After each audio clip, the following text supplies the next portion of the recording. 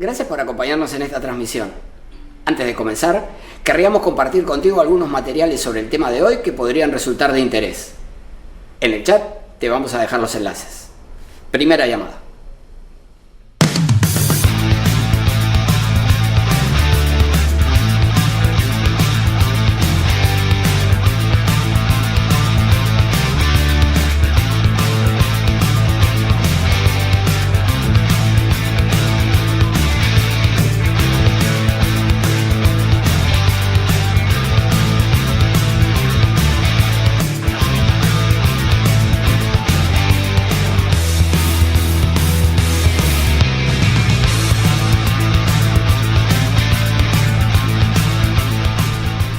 Ya estamos por comenzar la transmisión, pero antes quería pedirte que si te interesan nuestros contenidos, nos sigas en nuestras redes sociales. En el chat vas a encontrar los enlaces. Cuando regreses, estaremos comenzando. Segunda llamada.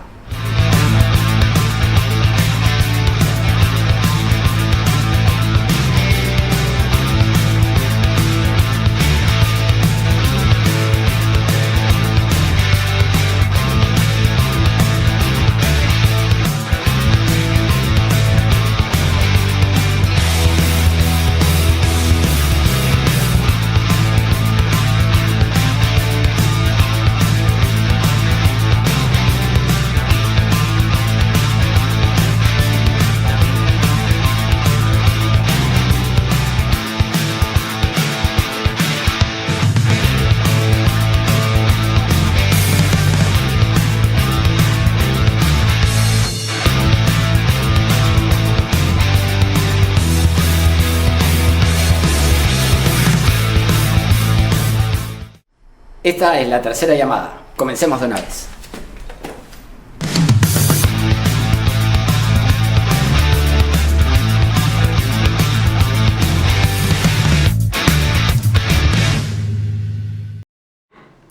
Hola, ¿qué tal? Muy buenas tardes, ¿cómo están ustedes? Comenzamos un nuevo programa de la segunda temporada de El Constitucional, que se sigue transmitiendo, como siempre, a través de nuestra página de Facebook, Omar.Sar, por televisión abierta a través de Onda Digital, canal 18.4 en Lima, por Cable Más, canal 791 y a través de la plataforma de LP Pasión por el Derecho, que es una entidad de referencia jurídica y brinda capacitación a miles de profesionales.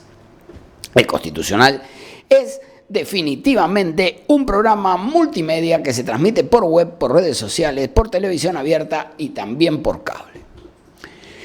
Les vamos a pedir que nos dejen su like en esta transmisión, que se incorporen como colaboradores de nuestra página de Facebook Omar.Sar, de modo que los contenidos que les interesan sobre el derecho constitucional puedan llegar a más gente.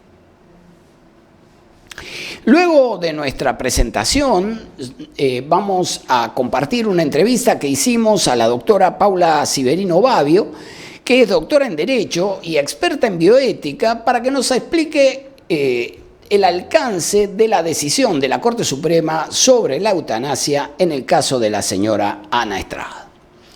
Muy bien, pero vamos a lo nuestro, que es en realidad lo de la elevación en consulta que sucedió en ese mismo caso. Luego ella expondrá sobre el tema de la eutanasia. Muy bien, el artículo 138 de la Constitución establece que los jueces en todo tipo de procesos tienen el deber de preferir la Constitución a la ley y esta a las normas de inferior jerarquía. El control difuso consiste en inaplicar una norma a un caso concreto regido por ella, pero en el que se presenta un conflicto con principios constitucionales que imponen la necesidad de no aplicar la consecuencia que se deriva de la norma. Esto es lo que en el ámbito técnico se conoce como derrotabilidad, es decir, derrotar una disposición por razones de principios que se encuentran jugando en sentido contrario. Como es evidente, esto se relaciona con el esquema jerárquico previsto en el artículo 51 de la Constitución, que establece que la Constitución prevalece sobre las normas con rango legal y la ley sobre las normas de inferior jerarquía, ¿correcto? Pero en todos estos casos, los jueces se limitan a declarar la inaplicación de la norma legal por incompatibilidad constitucional en el ámbito de las circunstancias del caso concreto, pero sin afectar la vigencia de la norma. La constitucionalidad abstracta de la ley, en cambio, solo podría ser controlada en la forma y del modo que la Constitución establece, es decir, por la vía del proceso de inconstitucionalidad, que es de conocimiento en instancia única y exclusiva por parte del Tribunal Constitucional.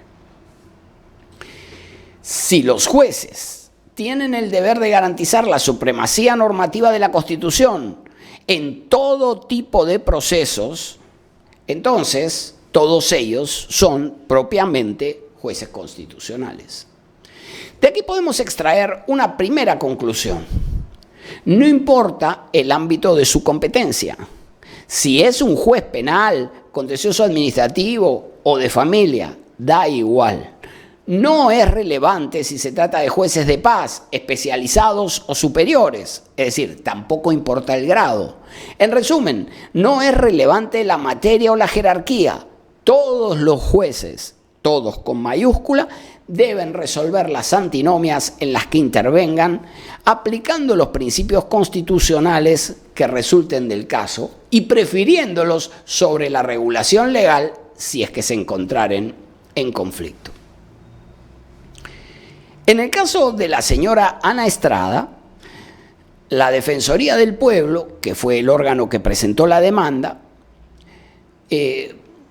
pretendía que los jueces inapliquen al caso de la señora Ana Estrada, insisto, el artículo 112 del Código Penal. Como ustedes saben, la señora Ana Estrada padece una muy grave enfermedad degenerativa que además tiene carácter irreversible.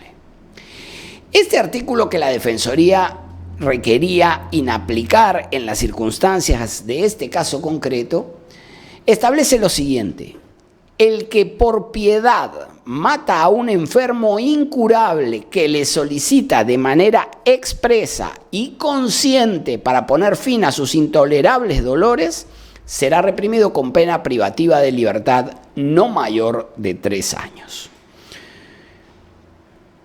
Luego veremos las críticas que tiene la doctora Civerino respecto de esta denominación de homicidio por piedad, pero vamos, está también prohibido aquel enfermo terminal que solicita expresa y conscientemente que se ponga fin a su vida.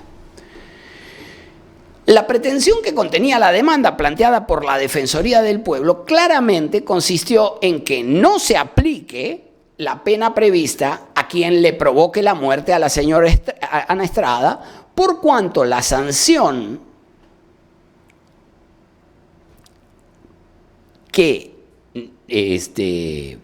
por cuanto sanciona la conducta e impediría que nadie quisiera finalmente poner fin a su vida.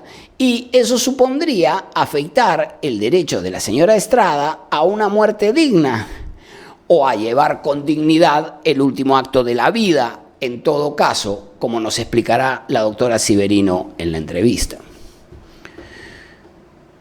Según su punto de vista, no se trata de un derecho a la muerte, sino de un derecho a concluir la vida de un modo digno. Hay que tener en cuenta que en ese caso, hemos narrado las circunstancias de la salud de la señora Ana Estrada y hemos analizado el planteo contenido en la demanda presentada por la Defensoría.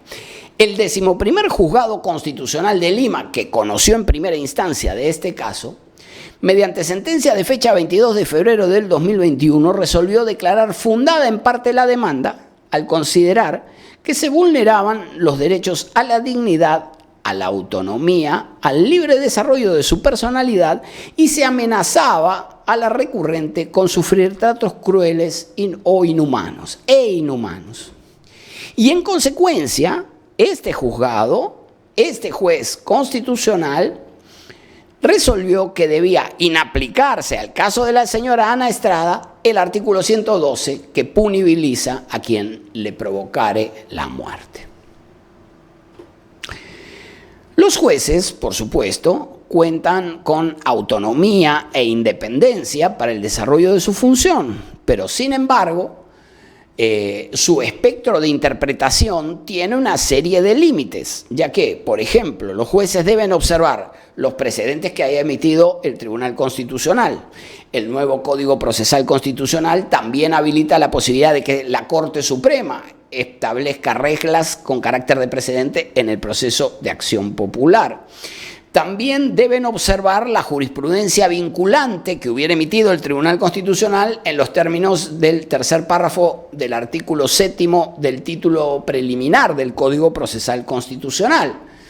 Y también deben observar en el ejercicio del control difuso aquellas sentencias denegatorias de inconstitucionalidad que hubiese emitido el Tribunal Constitucional. En consecuencia, son jueces constitucionales, tienen un deber de interpretar la Constitución y garantizar su supremacía normativa, pero sin embargo deben observar una serie de límites en el desarrollo de su tarea que sigue siendo independiente, aun cuando deba observar estos límites, como por ejemplo la de los precedentes, como la de la jurisprudencia vinculante o el control concentrado que se hubiese ejercido y en caso que se hubiese desestimado la demanda.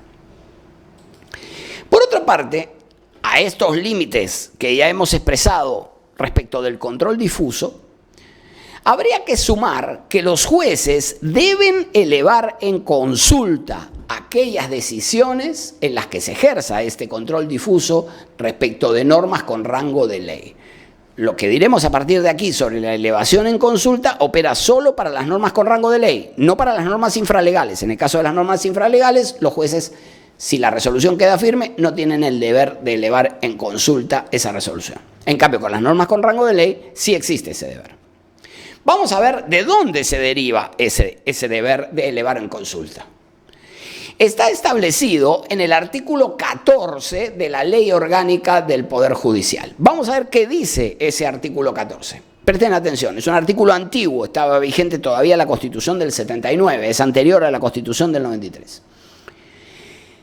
De conformidad con el artículo 236 de la Constitución, insisto, 236 de la Constitución se está refiriendo a 236 de la Constitución del 79, que es el equivalente del artículo 138 de la Constitución vigente que se refiere al ejercicio del control difuso y que ya comentamos aquí, ¿verdad? Entonces, de conformidad con el artículo, digamos, 138 de la Constitución, cuando los magistrados, al momento de fallar el fondo de la cuestión de su competencia en cualquier clase de proceso o especialidad, precisa la ley orgánica, en cualquier clase de proceso o especialidad, en este caso en un proceso de amparo en la especialidad constitucional, encuentre que hay incompatibilidad en su interpretación de una disposición constitucional, la que garantiza el derecho a la vida digna, etc., y una con rango de ley, el artículo 112 del Código Penal, resuelven la causa con arreglo a la primera, es decir, observando los principios constitucionales. Las sentencias así expedidas, continúa el artículo, son elevadas en consulta, ojo a dónde se elevan en consulta, a la Sala Constitucional y Social de la Corte Suprema, si no fueran impugnadas. Lo son igualmente, se entiende, elevadas en consulta, las sentencias en segunda instancia en las que se aplique este mismo precepto, aun cuando contra estas no quepa recurso de casación. Entonces, se eleva en consulta a la Sala Constitucional y Social de la Corte Suprema, no al Tribunal Constitucional, no al superior jerárquico de quien hubiese resuelto, sino a la Sala Constitucional y Social de la Corte Suprema aquellas decisiones que quedaren firmes, ya sea porque el demandado en primera instancia no apeló o ya sea porque se trata de la segunda instancia y no procede el recurso de casación en ese caso. O el recurso de agravio constitucional si es un proceso constitucional. El Código Procesal Constitucional derogado, el anterior, el original del 2004, establecía una regla idéntica en el caso de los procesos de tutela de derechos como el amparo o el habeas corpus. Efectivamente, el artículo 3, insisto, del anterior código establecía que las decisiones jurisdiccionales que se adopten en aplicación del control difuso de constitucionalidad de las normas serán elevadas en consulta a la Sala Constitucional y Social de la Corte Suprema. La misma regulación que hemos leído en la ley orgánica, la reproducía. Sin embargo, el Código Procesal Constitucional vigente no incluye una disposición de la misma naturaleza. Por lo tanto, no recogió el deber de elevar en consulta las resoluciones firmes en las que se ejerza el control difuso, pero no las recogió específicamente para los procesos constitucionales. Sin embargo, esta disposición sigue vigente, es decir, este deber sigue vigente. ¿Por qué? Porque está vigente el artículo 14 de la Ley Orgánica del Poder Judicial, la Ley Orgánica del Poder Judicial, que se refiere a los procesos que se lleven a cabo en cualquier clase de especialidad, a cualquier clase de proceso o en cualquier especialidad. Por lo tanto, esto naturalmente incluye que en el ámbito de los procesos de tutela de derechos como el amparo, como en el caso que presentó la Defensoría a favor de la señora Ana Estrada, debe elevarse en consulta si es que se ejerce el control difuso y la resolución queda firme. Entonces, si el juez de primera instancia, que conoció en el proceso de amparo, aplicó el control difuso, se abren dos posibilidades. Que el demandado, aquel a quien se imputa la vulneración del derecho y ha sido vencido, si estamos diciendo que se ejerció el control difuso, se declaró fundada la demanda, el demandado haya interpuesto el recurso de apelación. Si el demandado interpuso el recurso de apelación, entonces el caso se eleva a la sala superior y sigue el trámite ordinario de la apelación. Pero existe también la segunda posibilidad, que el demandado vencido no haya apelado esa resolución, en cuyo caso la resolución quedaría firme, pero como se ejerce el control difuso, habría que elevarla en consulta a la Sala Constitucional y Social de la Corte Suprema en aplicación de lo dispuesto por el artículo 14 de la Ley Orgánica del Poder Judicial. Aquí hay que hacer dos advertencias. Primero, esta consulta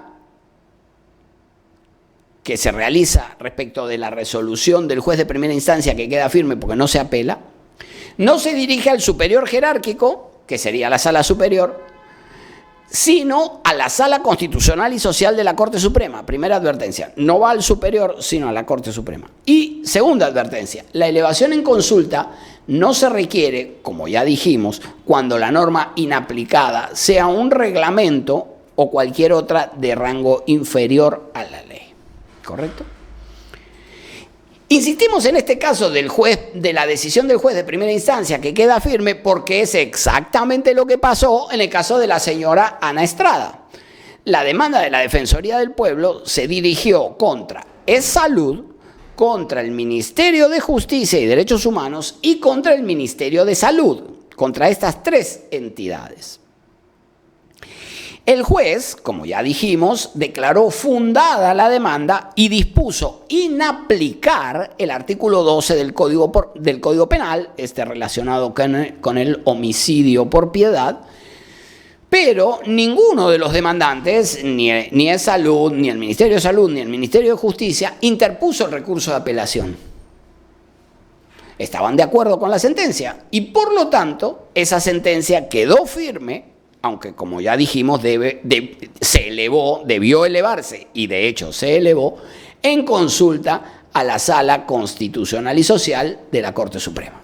Entonces este amparo tramitó en primera instancia, el juez declaró fundada la demanda, los demandados no apelaron y esa resolución fue elevada en consulta. Hay que advertir que si se apeló la resolución de primera instancia en que se ejerció el control difuso y la sala lo hubiese confirmado en el hipotético caso de que esto hubiese sucedido en el caso de la señora Ana Estrada, esta resolución de segundo grado también debe elevarse en consulta a la Sala Constitucional y Social de la Corte Suprema, aunque no procedan recursos impugnatorios contra ellas. Así que aquí podemos extraer una siguiente conclusión. Las resoluciones que quedan firmes en órganos distintos de la Corte Suprema deben ser elevadas en consulta siempre que se haya ejercido el control difuso. Para terminar, habría que preguntarse por qué las decisiones judiciales se deben elevar en consulta a la Corte Suprema. En mi opinión, la elevación en consulta constituye una suerte de salvaguarda para el principio democrático que pretende respaldar la efectividad de la ley frente a decisiones aisladas de un solo juez o de una sala en particular. Las decisiones de la mayoría representada en el Parlamento se resguardan de esta forma de decisiones individuales o de órganos jurisdiccionales aislados, ¿sí? Es decir, la idea es que la decisión mayoritaria expresada en la aprobación de la ley no sea inaplicada por la decisión de un juez particular o de una sala particular. Además, habría que agregar a esto dos razones que creo que son importantes y que justifican la elevación en consulta. Primero, la consulta aporta un criterio nacional. Ya no se trata de la interpretación propia de un órgano de Cajamarca, de Arequipa, de Loreto o de cualquier otra corte superior. Como todos los casos se elevan en consulta y lo decidido por la Corte Suprema es vinculante para los jueces inferiores, el criterio será nacional y aplicable de modo vinculante a todos los casos de la misma naturaleza, independientemente de dónde tramiten. Entonces, una ventaja adicional es esta de criterio unitario nacional. Y por otra parte, si se aplica una norma legal a un caso regido por ella, esa decisión debe ser revisada por la máxima instancia del Poder Judicial. No basta un juez de rango inferior o uno de rango intermedio como los jueces superiores. La decisión de uno de los poderes del Estado, el Congreso, expresada en la ley, solo puede ser inaplicada, en definitiva, con la decisión de otro poder del Estado. Pero tal decisión solo puede ser convalidada por la cabeza de ese órgano, que en el caso del Poder Judicial es la Corte Suprema. Entonces, el fundamento de la elevación en consulta es el de evitar decisiones subjetivas de un juez o un pequeño colegiado, aportar criterio nacional para que la norma no se inaplique en Cajamarca sí, en Iquitos no, en Arequipa a veces, etcétera. Y por otro lado, garantizar que la decisión de inaplicar la ley sea ejercida por la máxima instancia del Poder Judicial. Cabría preguntarse, por último, ahora sí, ¿por qué, si se trata de procesos constitucionales, en este caso el de la señora Ana Estrada se trata de un proceso de amparo, ¿por qué no se remite la consulta al Tribunal Constitucional? Yo creo que se reguló de esta forma porque el legislador se encontró con que la Constitución, la del 79 y la del 93 también, no preveía ninguna competencia consultiva en cabeza del Tribunal Constitucional. En mi opinión, podría tener sentido que las consultas relacionadas con la inaplicación de normas por razones de orden constitucional se eleven al órgano de control de la Constitución. Pero en todo caso, eso requeriría un intenso debate y para aprobarse, para introducirse, requeriría una reforma constitucional. Muy bien, lo vamos a dejar aquí y luego de la pausa vamos a conversar con la doctora Paula Civerino Babbio, que como digo es una reconocida experta en materia de bioética, y con ella vamos a conversar sobre el tema de la eutanasia.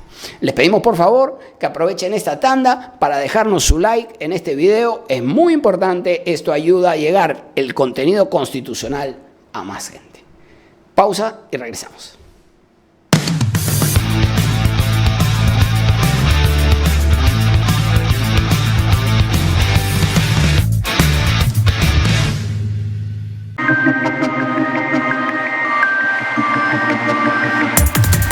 Soy Vania Dongo y conmigo entrevistaremos a expertos en gestión pública de todo el Perú.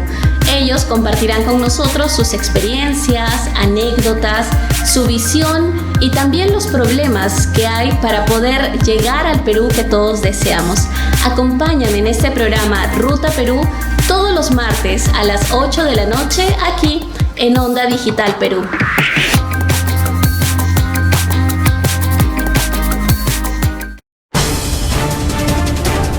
Todos los miércoles a las 9 de la noche los espero en Lapsus por Onda Digital Perú para que sepas la verdad, para que te enteres lo que realmente debes saber y para que no te dejes engañar por otros que siempre mienten o engañan a la población. Lapsus, Onda Digital Perú, miércoles 9 de la noche.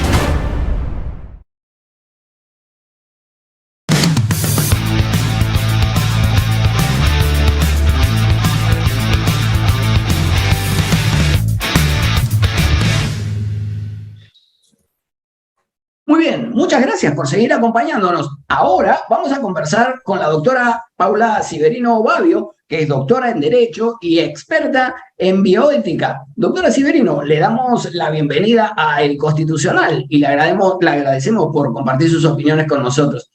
A ver, querría comenzar preguntándole lo siguiente. ¿Qué se discutía en el caso de la señora Ana Estrada? Ok, bueno, muy buenos días, profesor Sarr.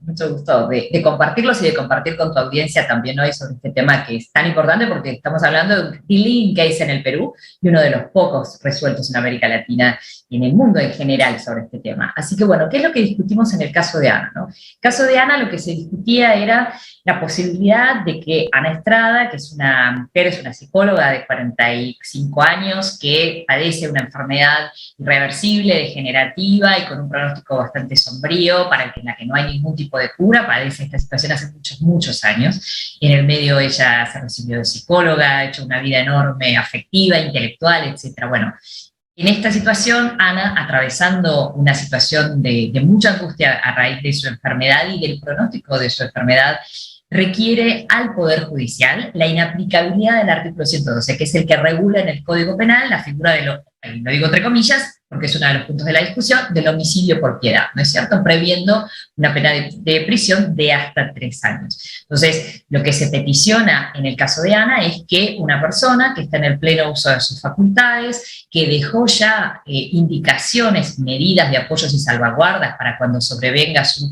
total incapacidad, porque ella padece una situación de dependencia física total, pero de completa lucidez y autonomía psíquica. Muy bien, que para cuando llegue el momento en el cual ya considere que es realmente intolerable seguir adelante, y estamos diciendo esto en el contexto de una persona que vive hace 30 años con este padecimiento, porque ahí eso me parece que es importante también situarlo, de alguien que viene atravesando toda una vida y llevando adelante una vida súper fructífera tanto en su proyecto de vida como en sus afectos.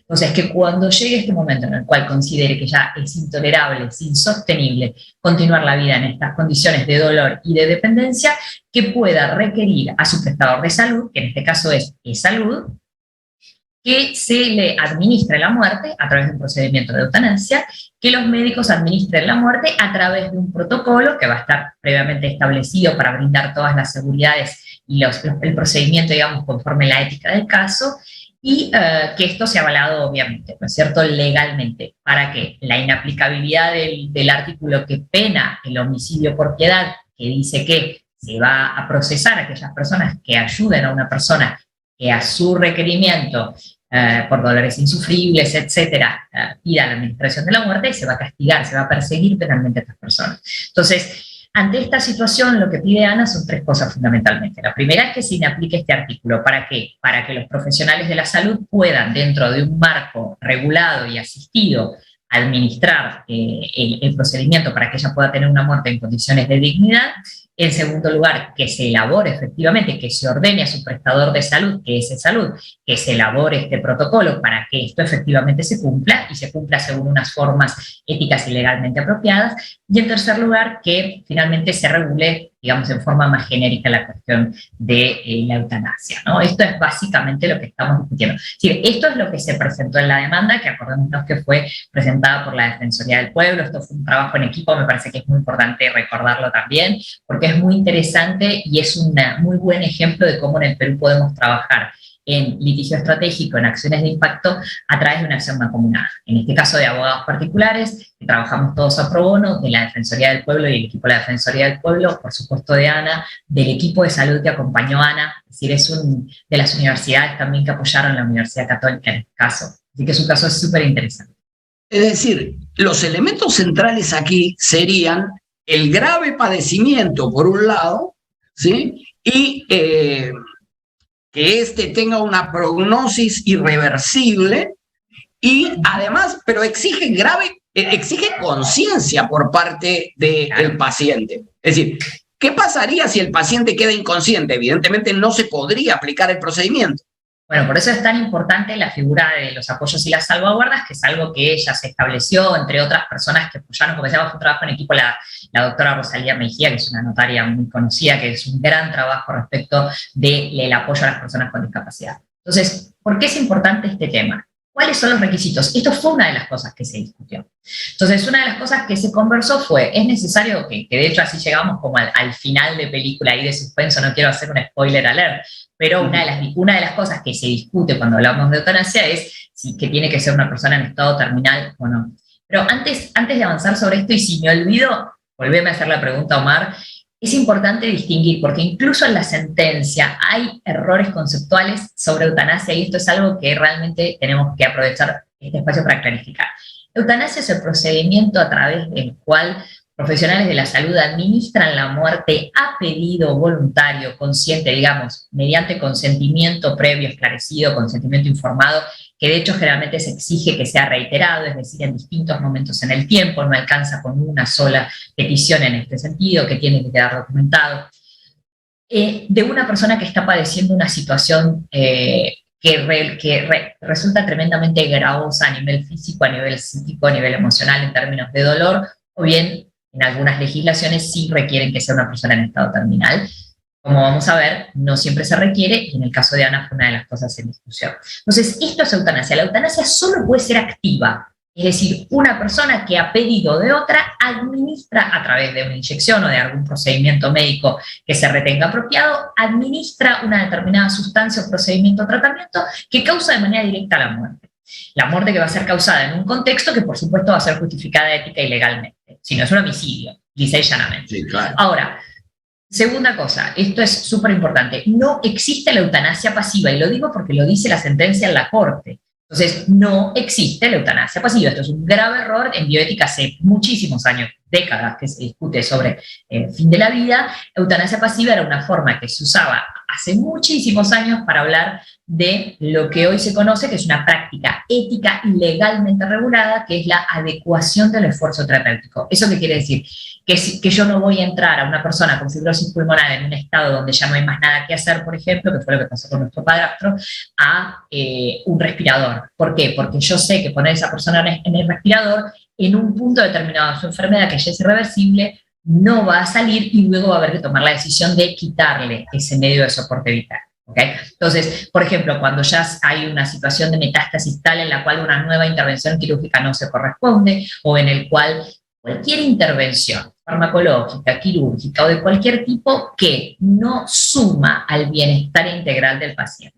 Entonces, ¿por qué es muy importante distinguir esto? Porque cuando decimos eutanasia pasiva, que es un error conceptual, lo que hace es que muchos profesionales de la salud tengan miedo de decir hasta acá.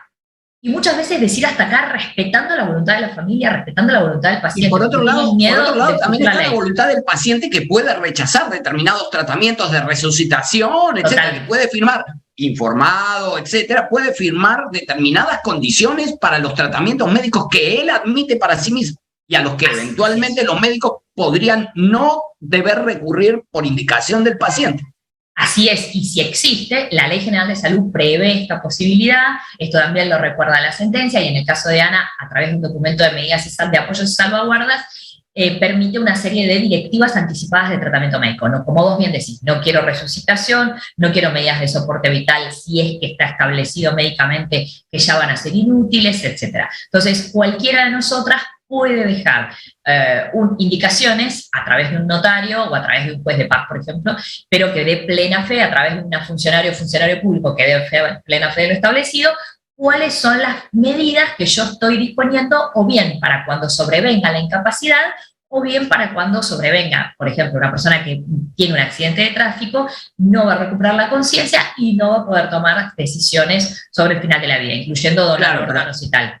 Entonces lo que tú dices es que esto no es eutanasia porque en realidad no es que alguien le provoca la muerte, sino que en realidad se rechaza o se dejan de administrar determinados tratamientos por estériles. O por estériles médicamente o porque el paciente los rechazó originariamente. Pero no hay alguien que administre, que produzca la muerte. Entonces, por eso mismo no debería ser llamado eutanasia. Exactamente. Es que la eutanasia, por definición de lo que es la eutanasia, solo puede ser eutanasia activa. Entonces, el caso del suicidio asistido es una forma de acompañar en el morir al final de la vida, pero implica que la propia persona tiene que poder, como fue el caso de Ramón San Pedro, es decir, le van a dejar, por ejemplo, un suministro de una bebida o de algo que tome y que le cause la muerte, pero se lo va a administrar la propia persona y un tercero se lo va a facilitar. Es distinto, por eso es suicidio asistido. Diferente es el caso de la eutanasia, en el cual no hay ninguna participación física de la persona que va a ser el centro, digamos, de este procedimiento que va a tener por fin el causar la muerte, el interrumpir la vida. Entonces, no hablemos más de eutanasia pasiva porque esto hace daño, porque confunde.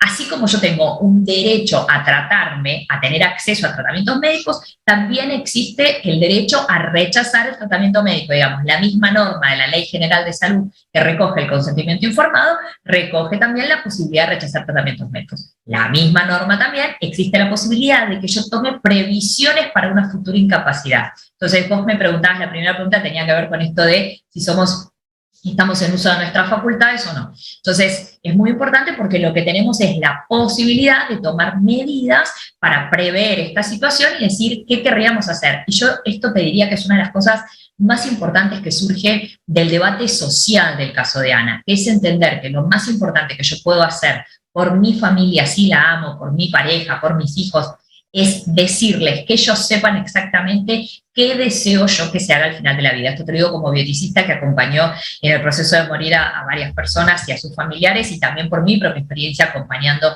a personas en el morir muy cercanas, en el cual es toda la diferencia el hecho de que yo esté ejecutando el deseo de una persona a que sea la persona, sea la pareja, el hijo, la hija, el que tenga que tomar esa decisión. De hecho, la Corte Suprema Argentina tiene un caso que fue muy famoso, no sé si te acordás, el caso de Marcelo Díez, que fue una persona que estuvo casi 30 años privada de conciencia en estado vegetativo a raíz de un accidente, en soporte vital, respiratorio, de alimentación, etcétera. Los médicos no querían retirarlos porque tenían este temor falso, estos fantasmas legales a que los iban a procesar por mala praxis, por homicidio, por abandono de personas, y entonces tuvieron a esta persona 30 años en esta situación. Claro. El caso pero puede ocurrir, digamos, ahí un conflicto, yo no sé cómo lo habrán resuelto los médicos, y en todo caso, ¿qué opinas tú respecto del juramento hipocrático, ¿no? Es decir, ¿cómo queda el papel del médico que, para llamarlo como corresponde, existe eutanasia solamente cuando participa activamente provocando la muerte? Entonces,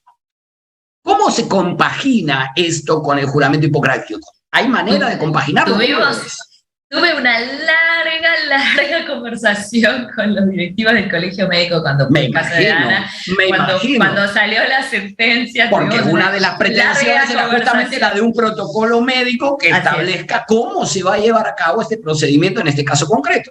Vamos a ver, hay dos tipos de respuesta. Voy a darte la respuesta corta y la respuesta larga. La respuesta corta es donde manda capitán, no manda marinero, es decir, ante una sentencia judicial, que era la preocupación del Colegio Médico, ante una sentencia judicial donde un juez ordena, es más, en la propia sentencia de primera instancia, el juez habla de que esto complementa, no contraría las obligaciones de los médicos en materia legal, y que de hecho tienen la posibilidad, por supuesto, de eximirse, ser objetores de conciencia. Recordemos que la objeción de conciencia, derecho constitucional para eximirte al cumplimiento de una obligación legal en función de tus convicciones profundas, ¿no? Entonces, primero que sí, hay una sentencia judicial que dice, y de hecho la sentencia de la Corte lo reitera, claramente el cumplimiento de una obligación legal no puede constituir como ilícito ningún acto, digamos. Respuesta corta, legal, para nuestras amigas y amigos abogados. Ahora, respuesta desde la ética médica. Desde la ética médica, si bien es cierto, la primera obligación es ante todo no dañar. Ese es tipo el primum non nocere, es como la bandera orientadora en la acción médica, pero también nosotros tenemos el principio de autonomía, el principio de beneficencia. El principio de beneficencia implica el tomar la acción beneficente para ese paciente. Casos como los de Ana, casos de este nivel de este nivel de límite, digamos, tan extremos como los de Ana, se presenta precisamente esta situación, es decir, ante una situación concreta, fáctica, de una persona con una historia y un contexto concreto, como es el caso de Ana. ¿Cuál es la acción beneficente? Esta es la pregunta, ¿no? ¿Cuál es la acción beneficente? Y el conservar la vida a costa de la dignidad del sujeto, y esto da para una larga y profunda conversación también, pero el conservar la vida a costa de la dignidad y la voluntad del sujeto no pareciera ser la acción beneficente. Entonces, hay una división muy grande en la manera de entender el ejercicio de la medicina que se da después de los años 80 con, digamos, la recepción constitucional, te diría en términos nuestros, la recepción constitucional del principio de autonomía, que la vamos a ver reflejada en las leyes. La Ley General de Salud es una ley que recepta el principio general de la protección de la autonomía. Por eso decíamos recién el derecho a aceptar y rechazar tratamientos médicos. ¿Qué quiere decir desde el punto de vista de la ética médica? En bioética estudiamos los modelos éticos de toma de decisiones morales en medicina, que son los que van a orientar la toma de decisiones. Cuando estamos parados en el modelo de beneficencia, que es el modelo antiguo, paternalista, los que tienen unos años más se van a acordar, y todavía en el Perú goza de muy buena salud este sistema, que es el médico que todo lo sabe, y donde uno va y el médico te dice, no, tomate esta pastilla, hace 3 vueltas carrera en el aire, date esta inyección y ni preguntes, ¿no? Bueno, sabemos que este modelo cambió por el modelo, de hecho, la ley se llama ley de protección de los usuarios del sistema de salud. Entonces, hay un cambio en esta forma. Antes había una relación vertical, se llamaba también este modelo sacerdotal, donde el médico era el que sabía cuál era lo mejor para el paciente, interpretado desde los valores de ese médico o médica y lo que decía la medicina en función del horizonte de recuperación. Ahora, el modelo de autonomía propone un cambio muy profundo en esa relación, por todo, lógicamente, entre otras cosas, por la irrupción de los derechos civiles, la bioética que aparece, básicamente lo que hace es defender la posibilidad del sujeto de decidir como un sujeto moral autónomo. Entonces, siempre tenemos la misma pregunta, ¿qué es lo mejor para el paciente? El modelo de beneficencia te va a contestar desde lo que piensa ese médico o médica según sus valores y lo que dice la medicina desde el punto de vista del tratamiento. El modelo de autonomía, que es el que va a estar ahora receptado en nuestra legislación y tiene sustento constitucional, te va a decir que lo mejor para el paciente es lo que ese paciente crea que es mejor para sí. Entonces, el único matiz que vamos a encontrar, y no es un matiz menor, es cuando estamos hablando de niños, niñas y adolescentes. Ahí es parte de otra conversa, si querés, muy interesante. Claro, estamos hablando de adultos capaces. Estamos hablando de adultos capaces plenamente conscientes. Vamos a usar la palabra capaces entre comillas, porque precisamente hablamos de competencia. Claro, pero una de las cosas, como docente también de Derecho Civil, que sabes que he sido muchos años, que me gusta marcar es, una cosa es la capacidad civil. La capacidad civil la marca la ley de manera objetiva según unos estándares. Si te quieres comprar un carro, vender la casa, ni modo, capacidad civil. Pero para los actos de contenido personalísimos, y en particular para los actos sanitarios, no necesito capacidad civil, necesito competencia. Y la competencia implica discernimiento, intención y libertad, pero ya desde una función de evaluación muchísimo más flexible caso a caso y no conforme los criterios fijos de la capacidad. Lo que pasa con la competencia a los mayores de edad es que se presume porque tenés estos parámetros objetivos de la capacidad. Pero cuando hablamos de personas con capacidad, con autonomía reducida para tomar decisiones, que es donde se pone interesante la conversación, nosotros siempre estamos a favor del concepto de competencia. De hecho, toda la legislación sobre derechos del niño descansa sobre este concepto, que es un concepto de la bioética, el desarrollo progresivo y todo lo demás. Entonces, ojo con eso porque es importante. Si te acordás, en una audiencia, en unas primeras audiencias, a Ana le preguntan, bueno, pero ¿cómo sabemos que usted no está deprimida y está en condiciones, efectivamente, de hacer una petición legítima en este sentido, ¿no? Y ella tiene una respuesta magistral muy digna, en donde obviamente queda clarísimo que si hay una persona ubicada en tiempo y espacio, es ella, ¿no es cierto?, para tomar esta decisión. Claro. Ahora bien, tú decías, tiene que existir una decisión lúcida. Ahora, ¿esto supone que existe un derecho a la muerte? Así como existe un derecho a la vida, ¿existe un reverso negativo de este derecho? Es que mira, bueno, de nuevo, es muy provocadora hacete cargo porque es muy provocadora tu pregunta, pero así que te voy a contestar desde te voy a contestar desde lo primero. La muerte no existe, por lo tanto no puede haber un derecho a la muerte. Y si bien yo te estoy contestando, y yo te diría, pero escucha, ¿no es cierto? O sea, me está contestando desde una metafísica, sí, claro, porque yo estoy atravesada también por mis propias creencias, Pero en rigor no existe la muerte, porque la muerte es la culminación hasta donde uno puede conocer y saber que es algo incognoscible. La muerte no es nada más que el último capítulo, vamos a decir así, de la vida. Míralo reformulémoslo. Es una serie de Netflix. Dame, porque esto me parece una especie de gráfico, porque la sentencia habla bastante sobre esto, pero quizás no es tan clara, digamos. Es como una serie de Netflix. ¿Vos dirías que el último capítulo de la serie de, no sé, El Patrón del Mal, por ejemplo, vos dirías que el último, que tiene como 700 capítulos, vos dirías que el último capítulo de la serie El Patrón del Mal es otra serie? No. Es el último capítulo de la serie El Patrón del Mal. Después de ahí, ¡puch!, se terminó. Te gusta o no te gusta el final, pero se terminó. La muerte es lo mismo, no es algo distinto de la vida, es solo su último capítulo en las condiciones en las cuales estamos habituados por lo menos a percibirla. Entonces, no hay un derecho a la muerte, siempre estamos hablando del derecho a la vida, y en todo caso de lo que hablamos es del derecho de cuáles son las condiciones en las que nosotros entendemos que tiene que ocurrir ese proceso. Y eso es lo planteaba en esos términos porque así fue como lo discutió el Tribunal Constitucional Español en el caso de los presos del Grapo, del Grupo de Acción 1 de Octubre.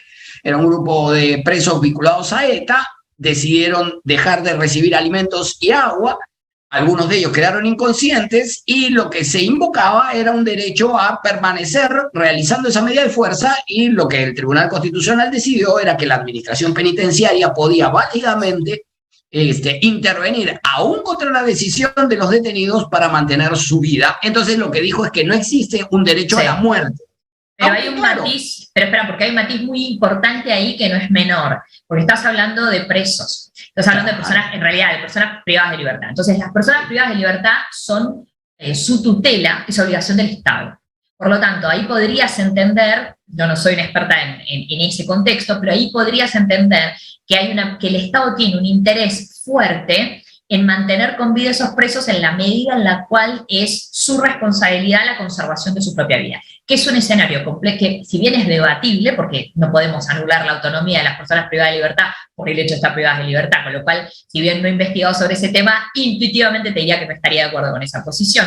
Pero sí entiendo, y me parece razonable entender, que hay un interés más fuerte del Estado en discutir si hay que conservar o no, digamos, claro, eso es una medida paternalista. Claro. Lo que hace el Estado en ese caso es aplicar una medida paternalista, claramente paternalista, porque entiende que hay un interés fuerte de tutela, y que no sería lo suficiente, que no estaría en condiciones de overrule, como sería de... Sí, de cambio de precedente. No, como de anular la autonomía de las personas privadas de libertad, okay. No podría anular la obligación del Estado, que sería mucho más fuerte de tutela en este caso, que es algo súper debatible. En el caso de Ana es un caso completa, o de cualquier persona en una situación como la de Ana. Es una situación completamente diferente, porque es una persona cuya tutela no pertenece al Estado. La discusión sobre el derecho, sobre el tema del final de la vida, tiene que ver, y esto lo vemos en uno de los votos de... La verdad, la sentencia de la Corte tiene algunos votos muy interesantes, otros muy bien planteados y otros que son un pan con mango, que madre de Dios, ¿no? O sea, son varias sentencias en una. Ya vamos a hablar en los cursos de bioética sobre inconsistencias de razonamiento jurídico utilizando algunos de estos votos.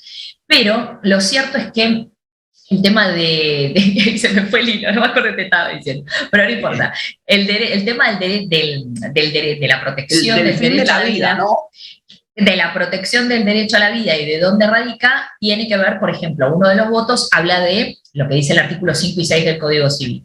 Recordemos siempre que es una norma infraconstitucional, ¿no? Que los derechos son irrenunciables. Entonces, una jueza funda su voto en que los derechos son irrenunciables y por ende no podríamos aceptar la eutanasia, y la petición tendría que ser denegada. Ahora, claro, si yo digo que, si yo sostengo la irrenunciabilidad de los derechos, y yo he escrito bastante sobre esto, de por qué no es constitucional sostener la irrenunciabilidad de los derechos en esta perspectiva, en estos casos, es precisamente porque si la vida no es mía, ¿de quién es? O sea, yo tengo que por fuerza, si yo acepto la irrenunciabilidad del derecho a la integridad y del derecho a la vida, yo tengo que por fuerza aceptar que soy administradora, pero no soy dueña de mi propia vida. Entonces, si yo no soy la dueña, ¿quién es? E inevitablemente sí o sí me tengo que referenciar a una posición metafísica que no sería compatible con la plataforma axiológica en una sociedad plural. Entonces, ahí es como que tenemos un problemita. Entonces tú dirías que sí existe un derecho subjetivo a que se ponga fin a la vida. No, lo que existe es el derecho a determinar en el margen de lo posible cómo quiero que suceda el acto más importante de mi vida, que es el fin de la vida. Entonces, eso que la verdad es que sí, yo lo suscribo en términos generales, o sea, yo creo que realmente hay filosofías, por ejemplo, los Vedas, hace miles de años que desarrollan tecnologías acerca de cómo elegir cuándo dejar el cuerpo. O sea, esto de elegir cuándo morir está muy lejos de ser una novedad. Lo que pasa es que, bueno, desde el punto de vista de la filosofía occidental quizás se trata de una manera como, estamos descubriendo la pólvora con estos casos, ¿no? Entonces, a ver, yo creo que sí, obviamente. Yo tengo una posición para la cual creo que los asuntos existenciales realmente complejos de la existencia solo pueden ser dejados a la libre decisión de la persona que tiene que dormir, vivir y vivir con esa decisión. Entonces, desde ese criterio, por eso el paradigma de la responsabilidad, ¿no? Entonces, con un gran poder viene una gran responsabilidad, como le dijeron al hombre araña. Entonces, claramente la decisión acerca de cómo dejar la vida tiene que ser una decisión que no puede ir en contra de la voluntad del sujeto. Entonces, en la medida en la que el sujeto lo quiera conservar, el Estado, por supuesto, tiene las herramientas para apoyar a través del sistema sanitario o a través de otros dispositivos. Pero en la medida en la que el sujeto no quiera seguir con ese proceso y haya un contexto que éticamente lo justifique, no veo cuál sería el problema. Acordémonos que la definición de daño, porque esto es algo que desde el punto de vista legal también se suele olvidar, ¿no? Hablamos de daño cuando hablamos de la alteración de la situación de provecho de un sujeto respecto de un bien. ¿Okay? Por lo tanto, si no hay una alteración de esa situación de provecho, no hay un daño, jurídicamente hablando. Entonces, por eso hay toda una discusión ahí, entra la cuestión del orden público, y cuando hablamos de orden público, moral y orden público, sabemos que nos estamos metiendo con cuestionar, y es saludable siempre cuestionar, cuáles son los valores, cuáles son las visiones. De hecho, esta consulta en la Corte termina siendo algo que nunca debió haber sido, precisamente porque hay las personas que integraban el tribunal consideraban que tenían la obligación de hacer un replanteo, y así lo dijeron en las audiencias, que la sociedad peruana tenía que discutir estos temas, ¿no? Entonces, digamos que podríamos decir que excedían el ámbito de la consulta. Hay que tener claro que el caso de la señora, y lo resuelto de la señora Ana Estrada, y lo resuelto por la Corte Suprema en consulta, es un caso que no fija una regla para los demás casos. Es decir, aquí se ha ejercido el control difuso respecto de la sanción penal de el médico o el personal sanitario que finalmente provoque la muerte. Y claro, naturalmente, como un correlato de esto es la necesidad de establecer un protocolo para que eso pueda ser llevado a cabo válidamente, pero el alcance de la sentencia es exclusivamente para este caso, no ha establecido una regla general. Así es, así es. Otra hubiera sido la cuestión si hubiera sido una discusión en el Tribunal Constitucional, ya discutiendo como, ¿no es cierto?, como legislador negativo. Ahora, si bien es cierto, es como vos decís, porque esto es un ejercicio de control difuso de constitucionalidad, no deja de ser un sendero muy interesante que desde el punto de vista social también los jueces deberían tener en cuenta, porque una de las razones por las cuales este caso sale, digamos, para la enorme sorpresa de todas las que estuvimos involucradas aquí, que éramos optimistas en el muy largo plazo, pero realmente desde lo jurídico te confieso que nos sorprendió. Por eso vale rescatar la valentía del juez de primera instancia que da esta sentencia, por más que tiene algunas inconsistencias que, bueno, ameritarían conversarla en un curso exclusivamente hablado sobre eso, en una charla exclusivamente sobre eso, pero más allá de eso, y que nos habla de la importancia de que las juezas y los jueces se formen en bioética jurídica. Por favor, los invito y las invito a todas las que están interesadas en el derecho a formarnos en bioética jurídica, aunque sea en la base de estos principios, porque es muy importante que tengamos juezas y jueces de primera instancia valientes y que se animen a salir de, por ejemplo, a salir de lo que todo el mundo repite sin ya siquiera entender o saber o razonar por qué lo repite. De hecho, podríamos decir que la contracara de esta sentencia, y rescato muy especialmente el voto del juez Carlos Calderón, porque además de ser una persona exquisita, es alguien con un conocimiento muy fino desde lo jurídico, pero sobre todo una fuerte sintonía desde lo humano, que fue quien tuvo el voto dirimente en este caso. Pero podríamos ver la contracara, y podríamos ver el caso, que da para otra charla, pero podríamos ver el caso de la sentencia de Ricardo Morán.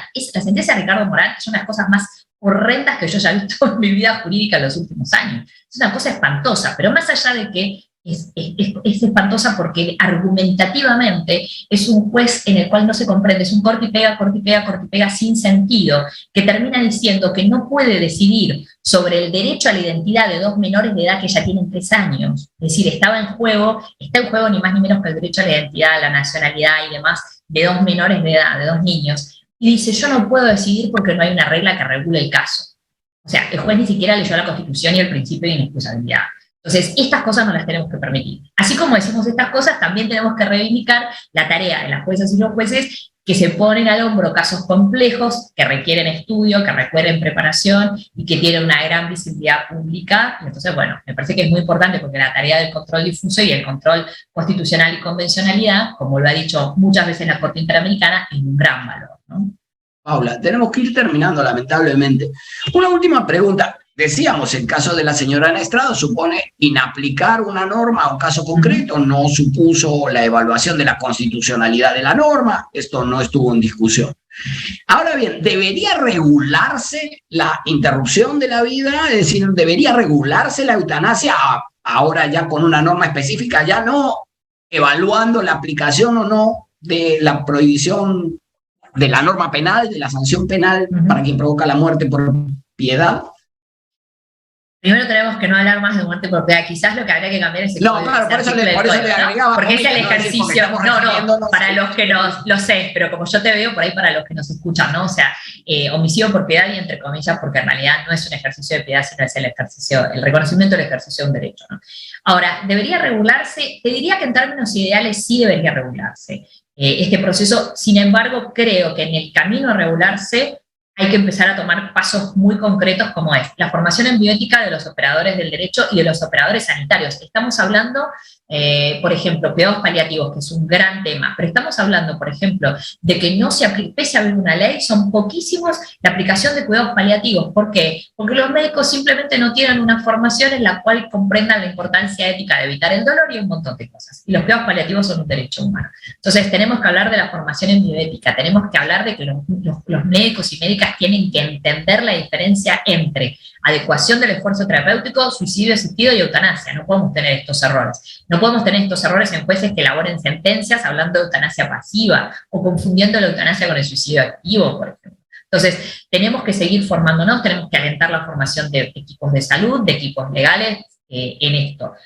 Porque estamos hablando de un tema complejo y de un tema que requiere una correcta aplicación e instrumentalización para la protección, siempre la salvaguarda de los derechos. Hay muchas personas que tienen temor y dicen, bueno, pero a mí me van a matar para quitarme los órganos, o no tenemos que permitir estas cosas porque se va a adelantar la muerte. Estamos hablando de que si el sistema funciona correctamente, por eso es importante que funcione en el todos los días correctamente, no solo cuando discutimos de y además, homicidios siempre van a existir, digamos. Es decir, el homicidio no es que vamos a sacar la ley de la prohibición, es decir, no regularlo no implica que no vayan a existir homicidios. Homicidios siempre existirán.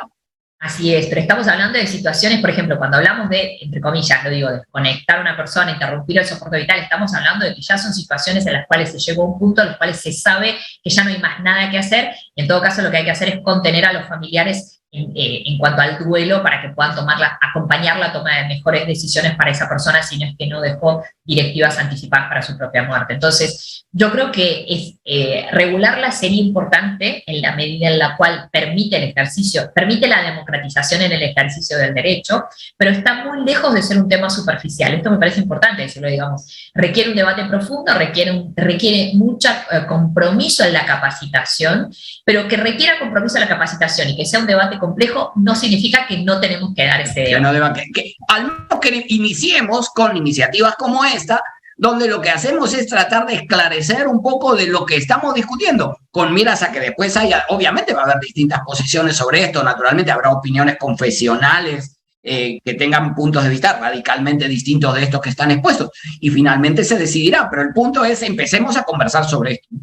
Me parece muy interesante esto último que dijiste, y lo rescata mucho la sentencia en varios de los votos, incluso la sentencia de la Corte, que es la importancia de considerar que en un Estado democrático, constitucional, democrático de derecho, confluyen lo que un filósofo habla de como los extraños morales, ¿no? Entonces, bueno, ¿cuál tiene que ser la plataforma axiológica para que podamos convivir y tomar decisiones? Y estas decisiones límites, yo entiendo que tienen que estar dadas por nuestra conciencia. Entonces, una cosa es entender cuál es el piso y otra cuál es el techo, ¿no? ¿Cuál es la mínima, la ética mínima para regular, ya sea a través de políticas públicas o a través o a través de sentencias? Tiene que ser la ética de los derechos humanos. Y si bien en la ética de los derechos humanos hay quien podría decir, bueno, pero hay muchas miradas sobre esto, la realidad es que los derechos humanos y las exigencias de una sociedad democrática nos hablan del pluralismo, del respeto. Yo prefiero hablar de respeto a hablar de tolerancia, pero básicamente es que la mayor cantidad de personas posibles puedan desarrollar su plan de vida, aunque tengan planes de vida contradictorios, siempre y cuando no pasemos no nos vayamos por debajo del piso que establece la ley. Y el techo va a ser lo que me marca mi conciencia, que es la decisión que yo voy a tomar para mí misma. Por lo tanto, que yo regule la interrupción del embarazo, que yo regule la eutanasia de ninguna manera, o el matrimonio igualitario, no me obliga ni a abortar, ni a casarme con alguien del mismo sexo, ni a disponer que quiero la eutanasia cuando me muera. Entonces, digamos, es muy importante entender esto, porque en definitiva nadie puede ir en contra de mis propias creencias. Lo único que estamos diciendo es que para tomar decisiones de políticas públicas, y también aplica para las sentencias, tenemos que tener un piso mínimo ético en el cual la mayor cantidad de personas puedan encontrarse para realizar sus propias convicciones, en la medida en la que yo no vaya en contra, por supuesto, del orden democrático, del orden social. Paula, muchísimas gracias, te agradezco mucho por compartir tus comentarios y por acompañarnos en el Constitucional. Te comprometemos para una siguiente ocasión. Para mí es un placer, muchísimas gracias, Omar, por la invitación. Un gran gusto, un abrazo. Y hemos llegado al fin de esta transmisión. Muchas gracias a quienes nos han acompañado en esta nueva transmisión. Recuerden apoyar nuestro trabajo dejando su like, compartiendo este video e incorporándose como colaboradores de nuestra página de Facebook omar.sar para que los contenidos constitucionales lleguen a más gente. Los esperamos la semana próxima en una nueva transmisión de la segunda temporada de El Constitucional. Ya nos vemos.